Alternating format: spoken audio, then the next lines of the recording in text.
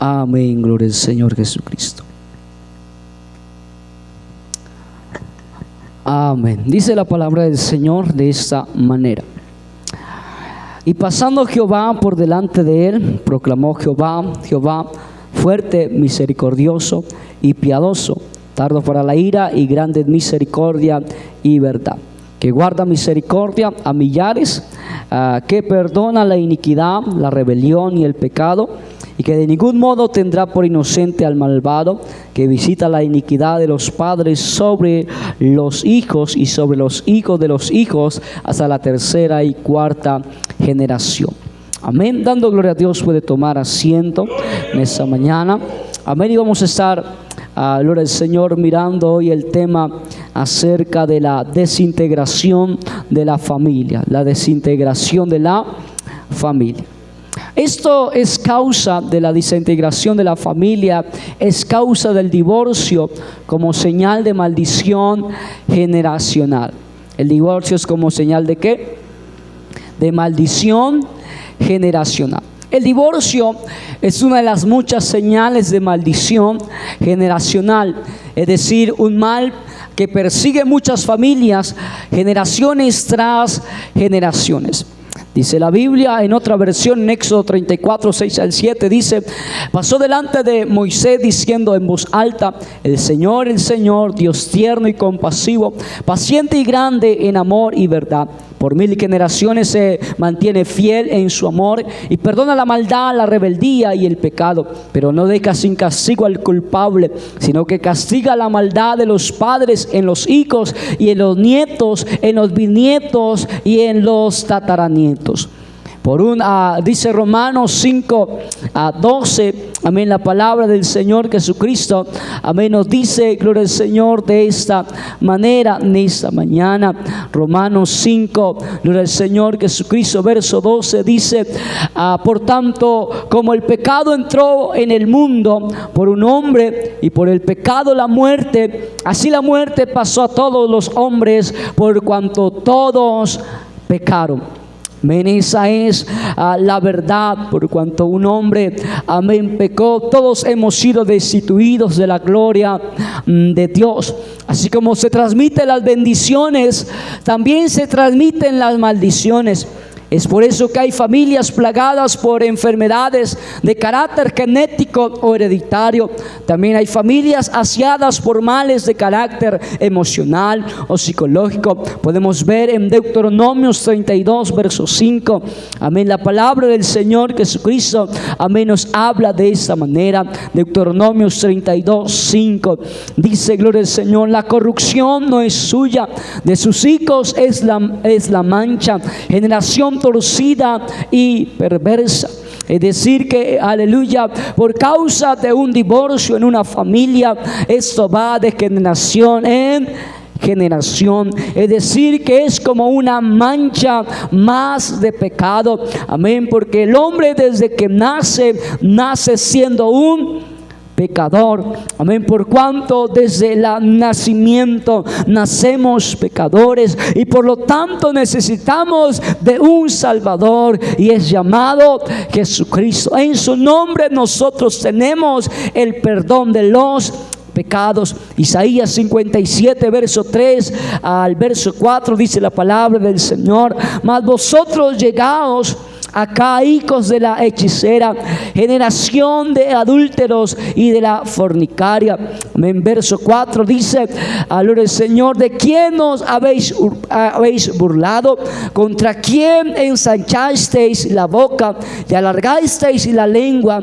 ¿No sois vosotros hijos rebeldes, generación mentirosa? El pueblo de Israel había, amén, ha tomado la idolatría, amén, como un hábito de vivencia, y también en ese hábito de pecado también estaba, gloria al Señor Jesucristo, el divorcio. Estaba todo esto ahí plagado, amén, en el pueblo de Israel. Por lo tanto, el profeta Isaías está hablando referente que son una maldición generacional, por cuanto han tomado para sí la vida pecaminosa. Así como la bendición tiene su causa, la maldición también la tiene. Así como la bendición tiene sus señales o evidencias, la maldición también las tiene.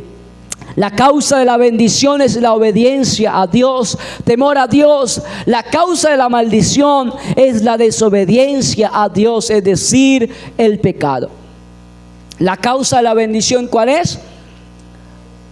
Obedecer a Dios, obediencia a Dios. Y la causa de la maldición es la desobediencia a Dios, es decir, lo contrario a la bendición. Por lo tanto, quiero compartir algunos datos sobre el divorcio. Cuando una persona se divorcia y se involucra en un segundo matrimonio mientras su cónyuge vive, las estadísticas dicen que tienen menos de un 30% de posibilidad de que su segundo matrimonio sobreviva los 5 años primeros o más, y que el tercer matrimonio solo tendrá un 15% de posibilidades de éxito. En Halloween, ¿cómo se llama esa? Hollywood, eso. En Hollywood, en Las Vegas o en el mundo del cine y la farándula, los actores y actrices se divorcian, se vuelven a casar una y otra vez. Luego de la misma historia se repite en sus hijos y los hijos de sus hijos. Lo terrible es que este problema de divorcio y segundas nupcias quiere acceder aún dentro de las congregaciones cristianas. Como hijos de Dios no podemos cerrar los ojos ante esta lacerante realidad. Usted mismo puede averiguar la cantidad de personajes que aún dentro de las congregaciones cristianas, entre comillas, van por su tercer, quinto o séptimo matrimonio. Eso evidencia claramente una señal de maldición que se repite aún en la misma persona o individuo. Porque simplemente dicen, no es compatible conmigo. Siempre dicen, no aguanto el carácter de aquella persona. Y lo más viable es el divorcio. Lo más viable es que acabemos con nuestro matrimonio. Y termina su matrimonio y va ante la ley del Señor y firman el divorcio. Pero a la siguiente semana vuelve y otra vez contrae matrimonio. Y pasa así la vida, amén, hasta que llega la muerte. Y nunca encuentra una persona ideal para vivir junto a él o junto a ella. La razón es porque, gloria al Señor, la raíz del problema no está en la otra persona, sino que está en él mismo, porque sus equivalentes o sus objetivos no conllevan con la otra persona, y así conlleva a uno u a otro matrimonio, y siempre el motivo es el divorcio. Siempre la solución de su matrimonio es el divorcio. Y aún se escucha entre nuestros hermanos diciendo, deme el divorcio para casarme con otra persona.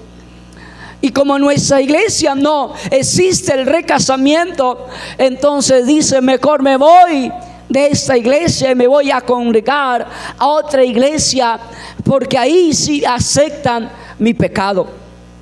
Y algo bien interesante es que el Señor no lo permite. La razón principal es porque Dios es dueño de una sola esposa. El Señor se desposó, pero Él dijo, volveré por mi esposa. Ahí es donde está la parábola de las 10 vírgenes, donde la amada escuchó la voz de su amado y dijo, y preparó su lámpara y dijo, aquí estoy, amado mío, vamos hacia las bodas del Cordero, vamos a estar y a contraer nuevas nupcias con nuestro Rey Todopoderoso. Él nos desposó, pero no hemos vuelto al divorcio. No hemos dicho: no voy a dejar a mi Señor, lo voy a esperar hasta que la muerte me sorprenda y hasta que Cristo aparezca en las nubes, y ahí entonces estaremos en las bodas del Cordero.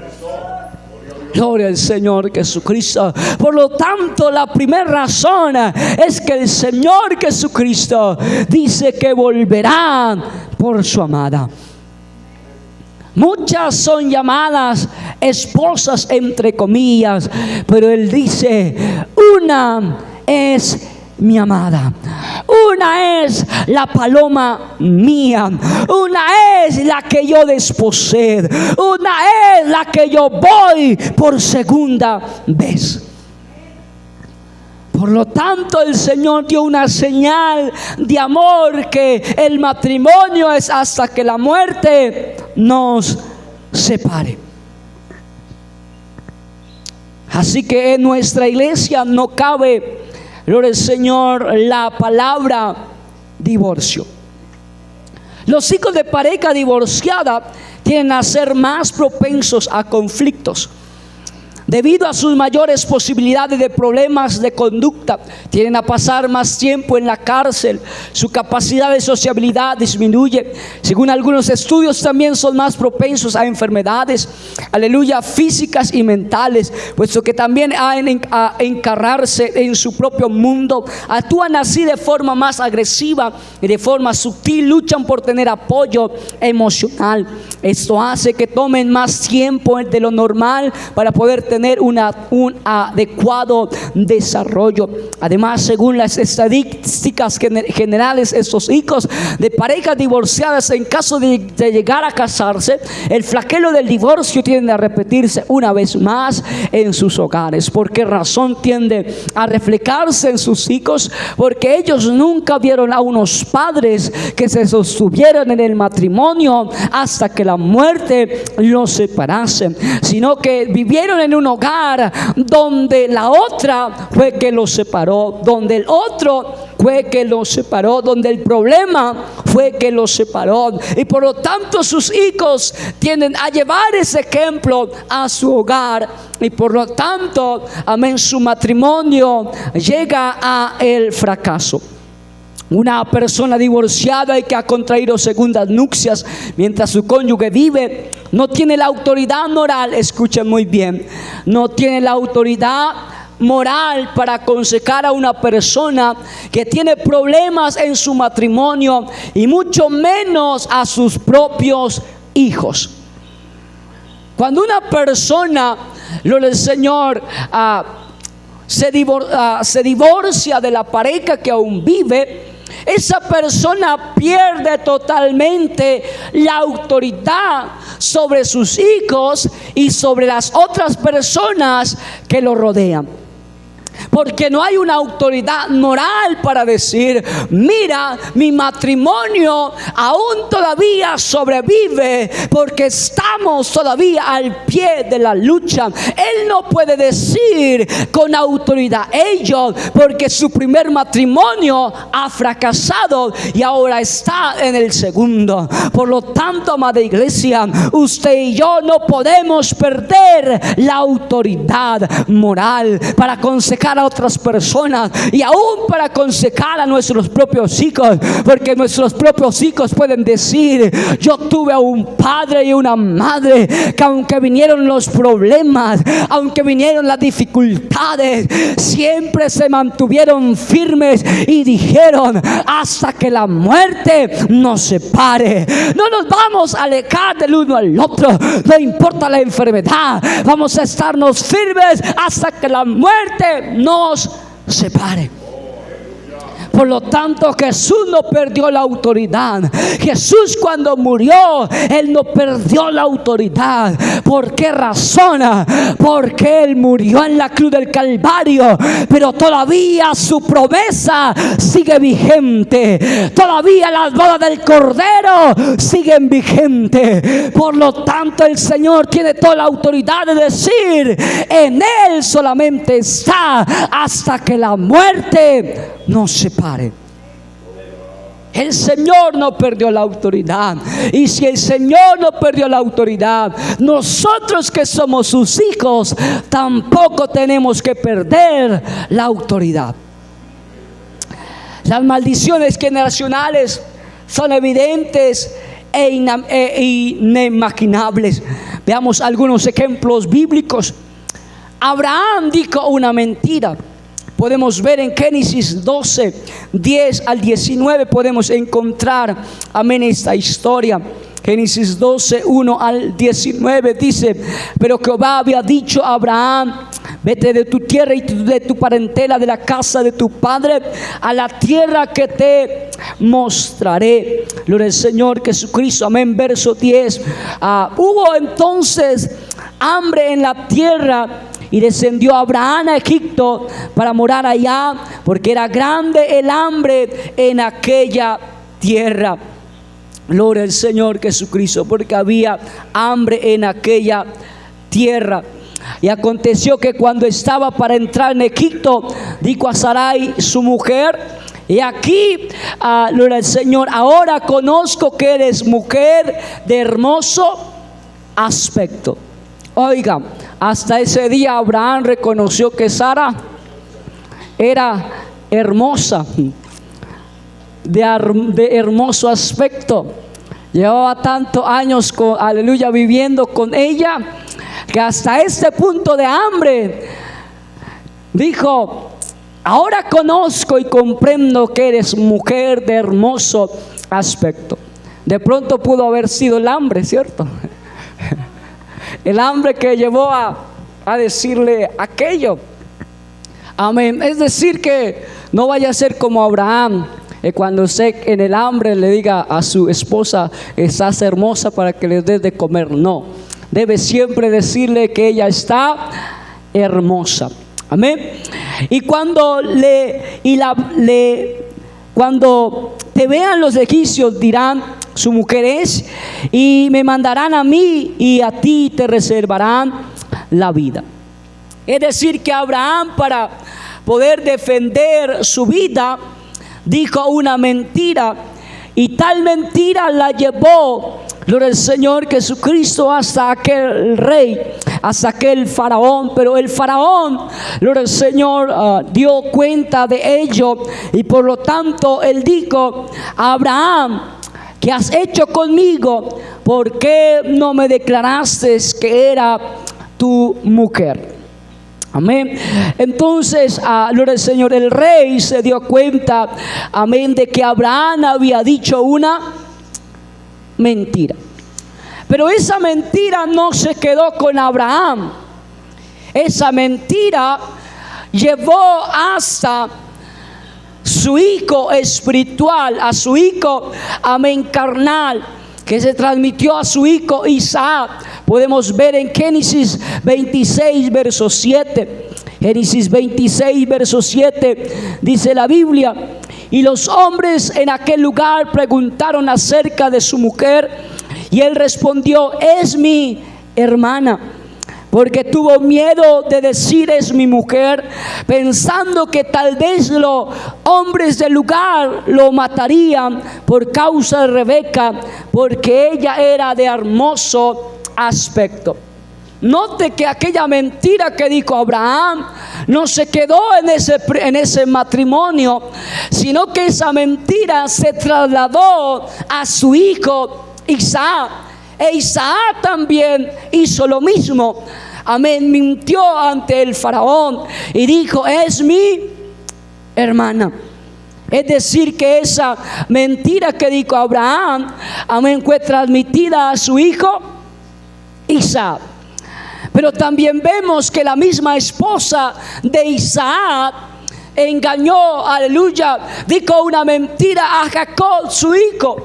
Podemos ver en Génesis 27, 1 al 4. Génesis 27, 1 al 4. Amén. Podemos encontrar lo siguiente.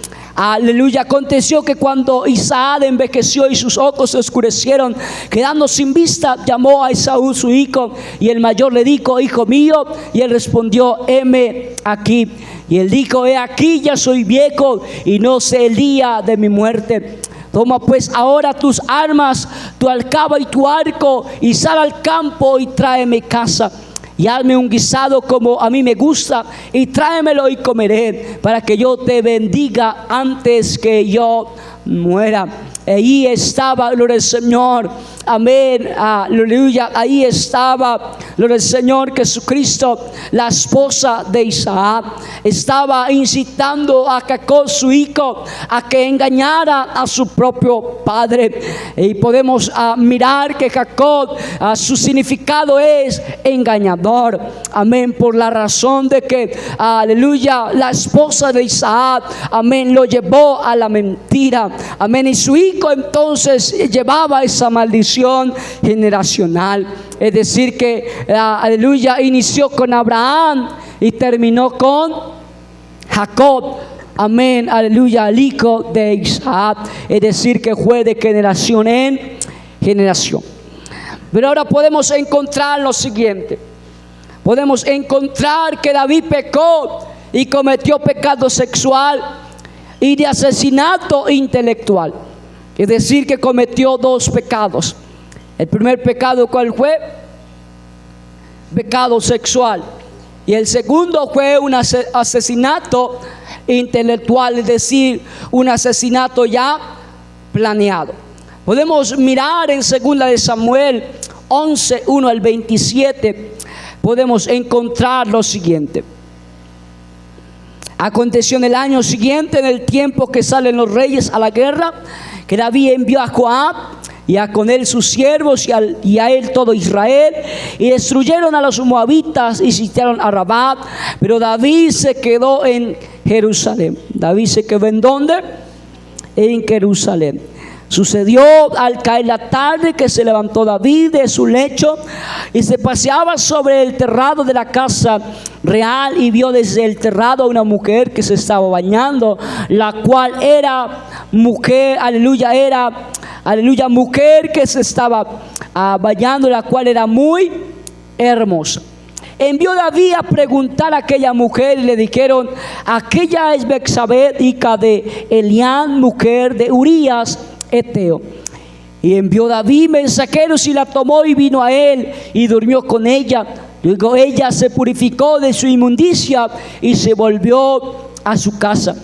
Y concibió a la mujer y envió a hacerle saber a David, diciendo: estoy encinta. David lo conocemos como el hombre que es conforme al corazón de Dios.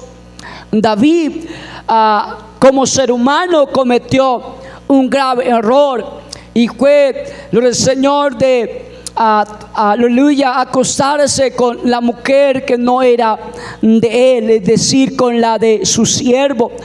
Y por lo tanto, la Biblia nos narra y nos deja saber, aleluya, que David, cuando tenía que estar en tiempo de la guerra, él decidió quedarse en casa.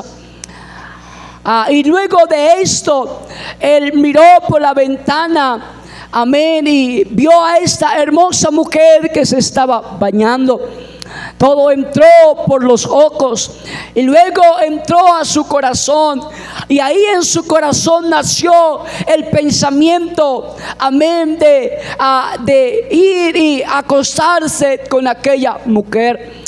Pero David, al hacer esto, el Señor, al saber que Betsabé estaba embarazada, llamó a su siervo y le dijo: Urías, ve a estar con tu mujer esta noche. Te doy libertad para que vayas a casa y reposes allí, y mañana puedes volver a la guerra. Se sabe que los guerreros que eran fieles a David, ellos, a pesar de que estaban tan cansados, ellos siempre estaban dispuestos para el rey, estaban dispuestos para el servicio. Y Urías era uno de ellos. Urías dijo: ¿por qué tengo que ir a la casa, a mi casa, a dormir con mi esposa? ¿Acaso no es mejor guardar el arca de Dios? ¿Acaso no es mejor yo estar en la casa casa de mi Dios que estar en mi propia casa, de estar en la casa, amén, con mi esposa. Pero David lo hacía con una segunda intención, y la intención era que Urías, amén, se acostase con su esposa, amén, para que así él poder librarse, amén, de la responsabilidad de un hijo. Y por lo tanto esto lo llevó consecutivamente 3 veces, y Urías siempre se mantuvo firme al rey diciendo: no importa que me hayas embriagado, no importa que estoy alcoholizado, estoy aquí a la casa del rey, estoy aquí en el arca, cerca del tabernáculo, cerca, cuidando a mi rey, porque es mi responsabilidad de siervo. Esto me deja saber que Urías, a pesar de que David lo había alcoholizado, él se mantuvo firme a su servicio. Él dijo: no voy a ir a casa. Él tenía una responsabilidad, y era la batalla, aleluya, pelear por su rey. Y por lo tanto, amén, como aleluya, él no hizo caso al rey, entonces el rey planeó matarlo y lo mandó al más recio de la batalla, y allí entonces murió Urías. Esto me deja saber que entonces David, aleluya, cometió 2 pecados, pero con todo eso David dijo: Señor, he pecado delante de tu presencia. Pero ese pecado que él cometió, evidencia de su hijo primero, murió como, aleluya, el hijo que tuvo con Betsabé. Es decir, que su pecado no solamente se quedó allí, sino que su pecado se transmitió a su hijo, y ese hijo murió. Esto nos deja saber que, aleluya, que el pecado es muerte. El pecado trae muerte, tanto física y espiritualmente. Pero esta iglesia, amén, ha sido lavada con la sangre del Cordero, y por lo tanto podemos decir: hemos fallado, sí, pero ha habido uno que nos ha perdonado, ha habido un amado que nos ha perdonado, y ese es nuestro Dios todopoderoso. Aunque esta es su iglesia, aunque esta su novia ha sido infiel, su esposo es fiel para perdonarnos.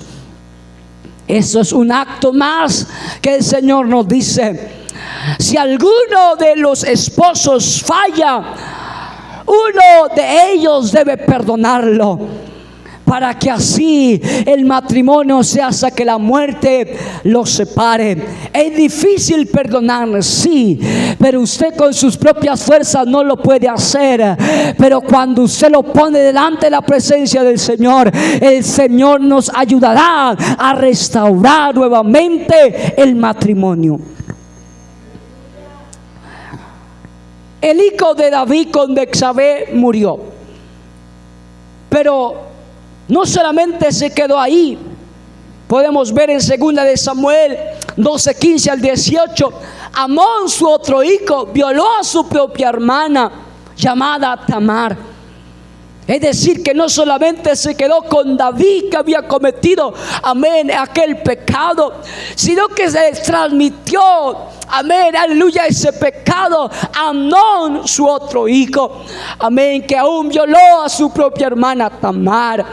Pero aleluya, David, al saber esto, que Tamar, su hija, había sido violada, él, aleluya, simplemente se enojó, pero nunca le reprochó, amén, a su hijo, y nunca lo confrontó por lo que había hecho.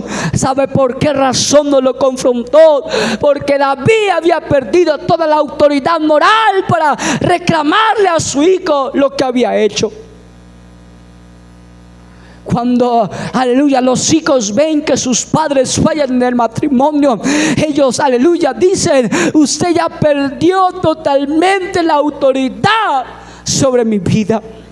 Y David había perdido la autoridad sobre Amnón. Él no podía replicar y decirle: hijo mío, ¿por qué violaste a tu propia hermana? Él no tenía la autoridad moral de decir: hijo mío, hiciste mal. Cuando usted y yo fallamos en nuestro matrimonio, usted no le está fallando a su esposa, usted le está fallando al Dios Todopoderoso. Oh, usted totalmente pierde la autoridad para darle un consejo a otra persona. Cuando usted ha fallado en su matrimonio, usted no puede darle un consejo a otro matrimonio, porque el otro matrimonio va a decir y va a sacarle en cara lo que usted hizo, porque no tiene esa autoridad. David no tenía la autoridad para confrontar a su hijo. Pero esto no solamente se quedó con Amnón. En 2 de Samuel 13, 1 al 19 encontramos que Absalón, aleluya, cobró venganza sobre su hermana Tamara. Aleluya, él vengó ese acto de violencia, aleluya, contra su propio padre. Él se rebeló a Absalón. Absalón simplemente vengó lo que para él era tomar justicia por su propia mano. Aleluya, él vengó lo que Amnón había hecho. Es decir, que ahora David no tenía que solamente luchar con la violación de su hija, sino que ahora tenía que sobrellevar otro pecado sobre su carga, sobre su cuerpo, diciendo: ahora Absalón ha tomado venganza, ha matado a su hermano Amnón por causa de ello, y ahora Absalón se rebela contra su propio padre, amén, para tomar el trono. En 2 de Samuel 13, 20 al 39 encontramos que Adonías, su otro hijo, también usurpó el trono. Esto es decir, que contrajo maldición de un lado a otro lado. Por último, Salomón, hijo de David de Betsabé, asesinó a Adonías, su hermano mayor. Podemos encontrar en 1 de Reyes 2, 23 al 25. Podemos encontrar que la vida de David, amén, en un momento todo se confrontó de una maldición generacional, de generación en generación.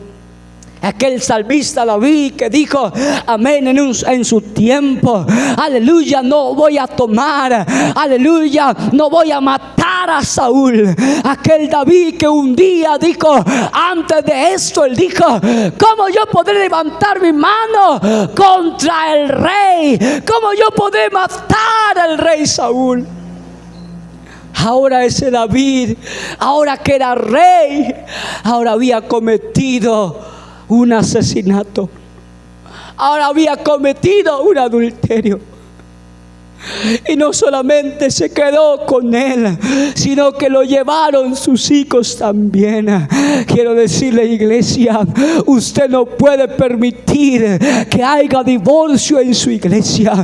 Usted no puede permitir que el divorcio toque la puerta de su casa y decirle: bien pueda, siéntese, aleluya, y separémonos, y cada uno tome su maleta y tome su rumbo. No podemos permitir que el divorcio toque la puerta de nuestra casa. Vamos a decirle: ok, hemos cometido pecados, sí, pero hay uno que nos está perdonando. David dijo: he cometido pecado, pero Señor, lávame más de mi impiedad, límpiame como hisopo, límpiame, Señor, lávame más y más, purifica de mi maldad. En esta mañana hay una iglesia que dice: Señor, he cometido pecados, sí, pero estoy delante de tu trono, límpiame, límpiame, y seré más limpio que la nieve. Purifícame en esta mañana. No voy a dejar que a mi puerta toque el divorcio, porque mi matrimonio es hasta que la muerte nos separe. No voy a permitir que mis hijos, aleluya, tomen el ejemplo del divorcio. No, mi familia significa mucho para Dios. Todo esto significa que hay familias y personas que traen a cuesta una maldición, ya sea tipo físico, psicológico, emocional o espiritual. En cuanto al matrimonio, es imprescindible que hoy más que nunca tomemos con mayor seriedad este asunto del divorcio, puesto que muchos de nosotros, sin saberlo, aún dentro de las congregaciones podemos traer a cuesta maldición en el área efectiva del divorcio y en el área sexual, adulterio y fornicación, entre otras señales que a la postre desintegran las familias, destruyendo el individuo y afectando la sociedad. Aunque muchos consideran el divorcio únicamente como un afecto que viene como resultado de unas causas, sin embargo, desde la perspectiva espiritual, el divorcio es también una causa que desata un efecto en cadena de una serie sucesiva de divorcios de generación enteras. No olvidemos que Dios aborrece el divorcio. Malaquías 2:16 dice la palabra del Señor de esta manera. Malaquías 2:16 dice la palabra del Señor Jesucristo: porque Jehová Dios de Israel ha dicho que Él aborrece el repudio y que, aleluya, y que el que encubre de iniquidad su vestido, digo Jehová de los ejércitos, guardaos pues en vuestro espíritu y no seáis desleales. El Señor está hablando, amén, por medio de Malaquías, diciendo, aleluya, Jehová de Israel ha dicho que Él aborrece el repudio, Él aborrece el divorcio. El Señor dice: yo di, aleluya, a Moisés, amén, que firmase la carta de divorcio, no porque el Señor lo mandase, sino que fue por la dureza del pueblo de Israel. En otras palabras, el Señor nos dio un libre albedrío. Usted puede escoger lo que para usted bien le parezca, pero para Dios es aborrecimiento. Dios aborrece aleluya, Dios aborrece, amén, aleluya, el divorcio. Él dice: no sean desleales. Pero la Biblia dice algo más. Aleluya. Solo Cristo es el único que puede desmenuzar y romper y acabar toda clase de maldiciones de generaciones en todas nuestras áreas. Cuando un hogar o una familia permite que la unción y la gracia de Dios llegue a su corazón, como también en su entorno, entonces y solo entonces los yugos se desintegran, las familias se pudrirán. Aleluya. Acontecerá en aquel tiempo que su carga será quitada de tu hombro y su yugo de tu cerviz, y el yugo se pudrirá a causa de la unción. Esta profecía se cumplió cuando Jesús murió en la cruz del Calvario. Aquel yugo se pudrió. La muerte quiso detenerlo, pero la unción que había sobre él era más poderosa. El yugo del pecado que había cometido tantas generaciones que habían pasado por esta tierra, el Señor, aleluya, quebró ese yugo en la cruz del Calvario. Vengo a decirle, iglesia, en esta mañana, y con esto cierro en esta hora, aleluya, aleluya, si hay un problema en tu matrimonio, solucionalo con tu pareja y dile: hemos fallado el uno al otro, pero vamos a luchar por nuestro matrimonio. No vamos a dejar que el enemigo destruya lo que ha sido formado en un altar. Porque del altar nos prometimos, amén, que aunque viniera la enfermedad, aunque viniera la escasez, aunque vinieran los problemas, nos íbamos a mantener hasta que la muerte nos separase. Y ahí en el altar hicimos un pacto. Ahí en el altar firmamos, aleluya, un papel. Pero ese papel no solamente es físico, ese papel es espiritual. Aunque para los hombres el hombre puede romperlo, pero para Dios nadie, ni el hombre lo puede romper. Pero en esta mañana vengo a decirle, vamos a orar por nuestro barrio, vamos a orar por Montebello. Aunque hay muchas puertas del divorcio que han se levantado, pero en esta mañana vamos a orar y vamos a decir, todo yugo se rompe. Vamos a romper con maldición generacional. Vamos a romper esas cadenas generacionales.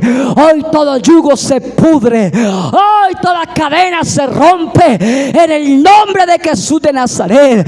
Aquí en esta iglesia hay matrimonios fuertes, hay matrimonios victoriosos.